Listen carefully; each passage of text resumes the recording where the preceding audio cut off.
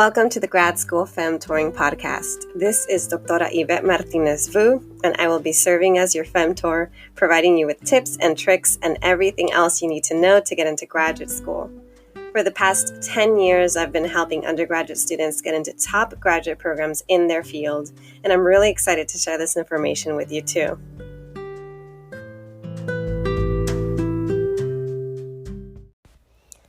Hi everyone. Today I am going to be recording an episode on dealing with post-grad blues. If you were listening to my episode last week, you noticed that I spent a good amount of time talking about Black in the Ivory and white supremacy in academia. And I know that that's, a tough topic that a lot of folks are struggling right now. And I also kind of wanted to point out something else that's going on right now. So aside from the pandemic, aside from BLM, aside from the world falling apart, a lot of my listeners are wrapping up graduation season. My students in particular were on the quarter system, which means that they just finished finals last week. This past weekend was graduation weekend. And at this point in time, it's starting to sink in that they've graduated and they're wondering what to do. And there may be a lot of mixed feelings. And so that's why I decided to record this episode on dealing with post-graduation blues, because I don't think that we talk about this enough in academia, in your classes, when it comes to preparing for graduation. There's a lot of talk about what's next. Are you going to go to grad school? Are you going to get a job? What are you going to do? But not enough talk about there's this feeling that a lot of people get of feeling blue, and in some cases feeling depressed right after graduating. And what do you do to navigate that? What do you do to manage, to deal, to overcome it? And so that's why I'm talking about that today. So it's about post-grad blues. This is sometimes also called post-grad depression. It's very common, not just among undergrads getting a bachelor's degree, but it's also grad students getting their master's and PhDs. So it can also be called post-dissertation depression, or post-dissertation slump, post-dissertation, post-PhD blues. So there are a number of different ways that this is called. And if you do a Google, you'll find an endless number of articles on this topic. So clearly something is up and it's very common, but I personally think we don't talk about it enough. So how do you know if you're dealing with post-grad blues? What feelings are you experiencing? Well, one thing I'll say is that for many, graduating can feel anticlimactic.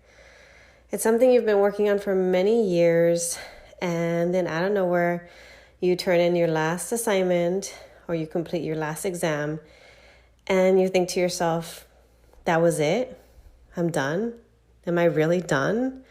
You expect to feel this great sense of accomplishment, and instead, maybe the only thing you really want to do or that you're really feeling is exhaustion, and you just want to sleep. You just want to rest. People are telling you to celebrate, to be happy, to be proud. And you're just like, all right, let me just take a nap. So it may feel anticlimactic. You may feel a little bit unsure about what to do, because all of a sudden you have all this time in the world. You're used to having to do your schoolwork, to having to have other commitments, and having a very busy schedule. And now you're done. So you don't even know what to do next. There's this feeling of like, I have too much time that I don't know what to do with it. There's also feelings of sadness, of loss, of loneliness. You've lost your routine. In many cases, your location, whatever place you might be leaving, that university, that city, you may lose friends, professors, mentors, femtors, this whole network of people that you're used to seeing regularly are all of a sudden gone because you're graduated and you've lost that close tie that you have to that university and all of its resources, all of the people, places, things associated with it. So that causes loss, which can also cause loneliness, which can also make you feel sad. That's a whole lot of negative emotions right there. And then, of course, if you don't know what to do, if you're experiencing so much loss, then also you may feel a lack of motivation. You may start to feel hopeless. This is especially common for folks who don't have concrete plans after graduating. So if you don't have a job lined up, if you don't have grad school to go to, if you don't have like set plans of what you're going to do right away, that can lead you to not feel very motivated. And it doesn't help when people keep asking you, what's next? What's next? Congrats. So what are you going to do next? And you don't really know how to answer that. I mean, you may make something up and say, I'm going to be applying to jobs or I'm going to be applying to grad school. But in reality, you don't want to do any of it. You may have a sudden decrease in productivity for a while. There's also a feeling of shame because, again, everybody expects you to be happy, to be cheerful, to feel proud. And then you might be on social media and seeing all these happy posts from peers, from friends, and that might make you feel like maybe what I'm feeling is not okay. Maybe I'm alone in these feelings. Maybe I shouldn't feel this way and I should just be grateful for what I have. So there's a lot of shame associated with that, which makes people feel even less comfortable reaching out and being open about it and talking about it. You may also be stressed. Graduation can be stressful. There's a lot of financial things involved or financial concerns. Maybe you're worried about how you're going to make ends meet without financial aid, without your university job or part-time job or whatever other way that you found a source of income at the university. Maybe you're dealing with family pressure, so your family might be pressuring you. Okay, you're graduating, so now you really have to get a good job, and you have to get it right away. That can be very stressful. And then, of course, there might be this feeling of imposter syndrome and your insecurities worsening. So these feelings can hit especially hard after graduating because maybe you feel like you still have so much more to learn. Maybe you feel like you didn't learn enough, or you didn't do enough, or you didn't take advantage enough of the resources you had when you had them. And so you feel like, oh, well, I'm supposed to know about X, Y, and Z because that's what my degree is in, but I don't feel like I know anything. I don't feel like I'm prepared for the real world. I don't feel like a full-grown adult. And those feelings, those experiences are very common, I would say. I felt it in undergrad. I felt it after graduating with my PhD. And in both cases, I felt so alone. I thought I was the only one. But it did help to try to be more open and talk about it. So all of those are feelings that you may be experiencing now, and then they are only worsened, or only, only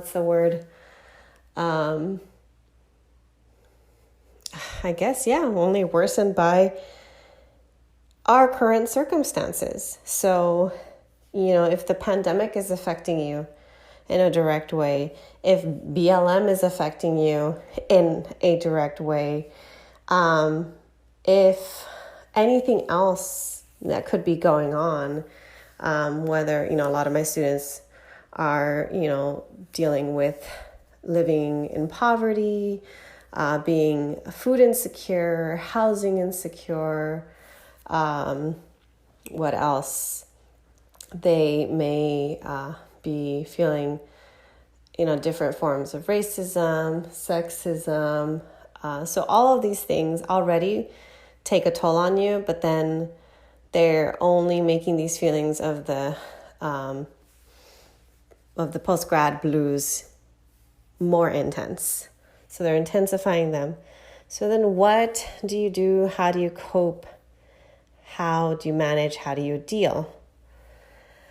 Well, if this message hasn't been made clear to you, I want to clarify this right now, that these feelings are completely normal. It's understandable to feel this way. They're also, for the most part, temporary. This feeling will pass. If it's been more than a few weeks and you're still struggling, I would recommend reaching out to a professional, trying to find a therapist or someone else to receive professional support. I know, obviously, once you're no longer a student, you may not have the same type of resources available, but there are hotlines, there are websites like Open Path Collective that offer therapy on a sliding scale fee of $30 to $60 per session. There are also local therapists that you can contact who may also offer therapy on a sliding scale. And so know that it's temporary. If it doesn't feel temporary, seek professional support. The next thing is find a way to celebrate your achievements. Find a way to celebrate yourself and the fact that you graduated and you achieved this huge milestone, even if it doesn't feel like it's a huge milestone. Maybe you didn't have the graduation that you envisioned. I think I've said this before.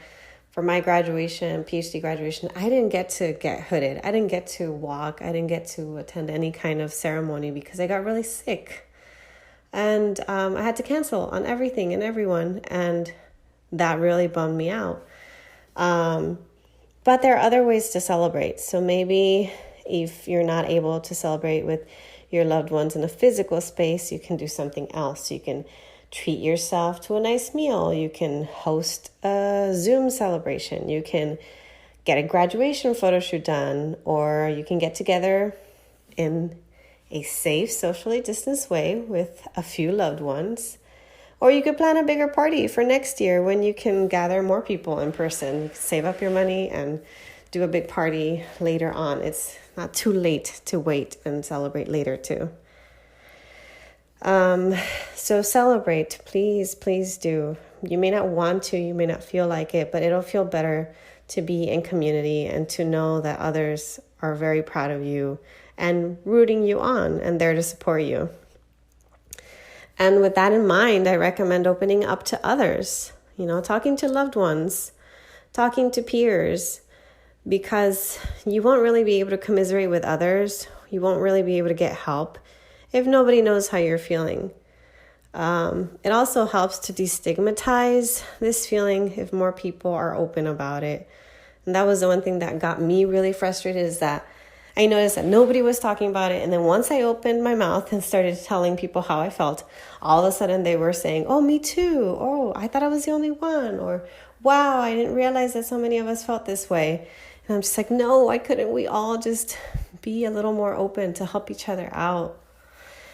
So if you can, try to open up to others. I also think that now that you've graduated, it's a good time to think about all the things that you neglected when you were working hard trying to focus on finishing that degree. So I remember when I was finishing up my dissertation, all I could do was read and write all day long. And I remember dreaming of all the things that I wish that I could do if I just had the spare time, if I had the leisurely time to do it. And so I literally made a Google Doc with a list of things that I look forward to doing after graduation. And of course, after graduating, I didn't want to do anything. That list didn't seem appealing anymore. But I went back to it. And, this list included things like spending more time with friends, because I did go MIA for a while while I was finishing up my dissertation, and I'm so grateful for the folks who were patient with me during that time. I also put going on nature walks, reading books for fun, 'cause I was so sick and tired of only reading books that were assigned to me, that were part of my dissertation, but I felt like I lost that feeling of like reading something that I'm passionate about just for fun. Can include, I think I also added cleaning and tidying my apartment. My home was a wreck. I had no time to do anything other than work, and so everything was just messy and dirty, and I looked forward to cleaning and tidying. Of course, once I had the time for it, it didn't sound that much. It didn't sound like much fun, but it helped to focus on things that I had neglected and to try to get those things done. So think about what is it that you neglected to get your degree, and how can you spend a little more time on those things now? The other thing is, so you've lost your sense of routine and productivity and goals because you're done with that big goal of getting your degree. Well, now is a really good time to set new goals and to make new plans, and that can help. If you're feeling lost, if you're feeling down because of that lack of routine or structure, it can help if you develop a new one. It doesn't have to be nearly as busy or as rigid as your old one, but it can include things like job hunting or starting grad school apps or getting your self-care routine done or checking in on an accountability buddy, someone who can hold you accountable to getting some things done. Or anything else that'll help you feel like you have a routine and you're not just sitting around doing nothing and just feeling down all the time. And then the last thing I want to mention, and I think with this I'm going to wrap up the episode, is to set realistic expectations. So yes, I just told you set goals, but I don't want you to set lofty goals and say, okay, I'm going to work on job hunting, I'm going to work on grad school list, and I'm going to get all the jobs I applied to, or I'm going to get into my top school. You want to be realistic. You may not land a dream job right out of graduating. You also may end up with a lot of rejections before landing that first job. The same goes for grad school. You will most certainly not get in everywhere that you apply to, but the point is to keep applying, to keep yourself open to opportunities, and to keep yourself busy, to have a routine, to have something to look forward to. And then before you know it, something will come up. It may not be ideal or perfect, but something will come up. You'll have something else to focus on, and hopefully that will help you. In many cases, that should help you overcome the post-graduation blues. So that's really what I wanted to talk about. I know there's a lot more that can be said on this topic, but I wanted to kind of make sure to introduce it because for those of you that haven't graduated yet, maybe this is news to you, maybe not. But I encourage you to engage in more conversations about this.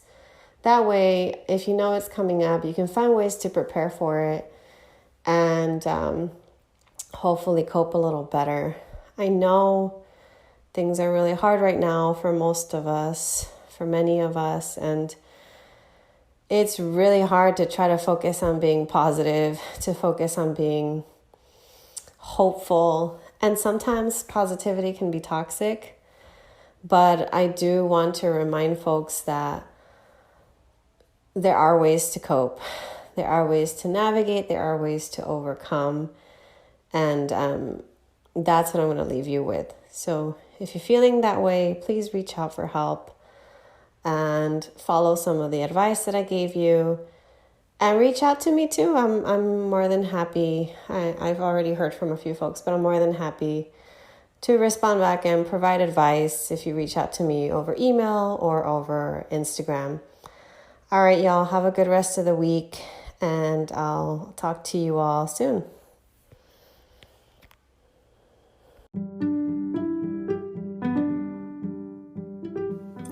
Thanks so much for joining me in the Grad School Femtoring Podcast. If you liked what you heard, please rate this podcast on iTunes, Spotify, or anywhere you tune in.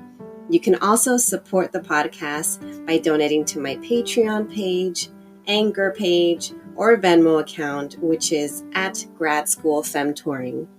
If you have questions or episode topics, you can contact me by sending me a DM on Instagram, sending me an email to gradschoolfemtoring@gmail.com, sending me a voice message on Anchor, or sending me a message via my personal website at YvetteMartinezvu.com.